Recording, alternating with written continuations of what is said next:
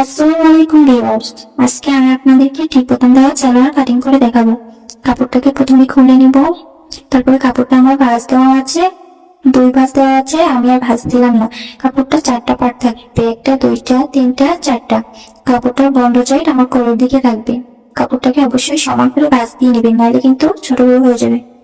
এখন কাপড়টাকে আমি সমান করে ভাঁজ দিয়ে নিতেছি। এখন আমি মাপ দিব। আমি 40 ইঞ্চি লম্বার একটা সালোয়ার কাটিং করব 2 গজ কাপড় দিয়ে। আমার লম্বা এখানে যা আছে 2 গজ, আমি সবটুকু নিয়ে নিলাম 36 ইঞ্চি। এখন আমি পায়ের মোহরি মাপ দিব। আমার পায়ের মোহরি 9 ইঞ্চি। আমি সেখানে 4.5 ইঞ্চি দিলে আমার পায়ে হবে 5.5 ইঞ্চি নিয়ে কাটবো, 1 ইঞ্চি বেশি সেলাইয়ের জন্য। এখানে মাপ দেওয়ার পরে পায়ের মাপ দিব। এখানে হাই আমি 8.5 ইঞ্চি নেব। 8.5 ইঞ্চিতে একটা মাপ দিব। দেওয়ার পরে এখান থেকে আমি একটু বেশি কাপড় নেবো, এখান থেকে একটা শেপ দিব। শেপ না দিলে কাপড়টা সেলাই করা যাবে না, এই সুন্দর করে একটা শেপ দিয়ে নিতে হবে।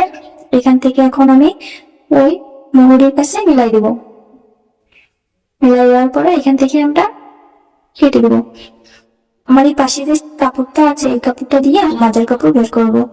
এখন এখান থেকে আমি মাজার কাপড় নিতেছি 8 ইঞ্চি। 2 ইঞ্চি আমার দরকার হবে, 4 ইঞ্চি থাকবে। 8 ইঞ্চি লম্বায় আমি এখান থেকে লম্বা নেব হচ্ছে 11 ইঞ্চি। আমি 40 মাজা নিলেই হয়ে যাবে। 11 ইঞ্চি নিলে আর 2 ইঞ্চি বেশি, ওটা সেলাইতে যাবে 8 ইঞ্চি। এখন এখান থেকে এটা সুন্দর করে দাগ দিয়ে নিব। তারপরে এটাকে সুন্দর করে দাগ দিয়ে নিব এখান থেকে। এখন আমি দুইটাই একসাথে কেটে দিব। আমার মাপটা ঠিক আছে। এখন আমি এগুলো কেটে নেব। এখান থেকে একটু শেপটা ঘুরিয়ে কাটতে হবে। এখান থেকে সুন্দর করে একটু ঘুরিয়ে কাটলাম। এখন মাজার কাপড়টাকে কেটে ফেলবো। মাজার কাপড়টা কেটে ফেলবো। এখন আমি 8 ইঞ্চি কাপড় নিচ্ছি, চওড়ায় 2 ইঞ্চি আমার দরকারে চলে যাবে। এখন এখন আমি পায়ের নিচ দিয়ে কেটে নিব। আমার দুইটা পায়ে বের হয়ে গেছে। আমার সালোয়ার কাটা শেষ।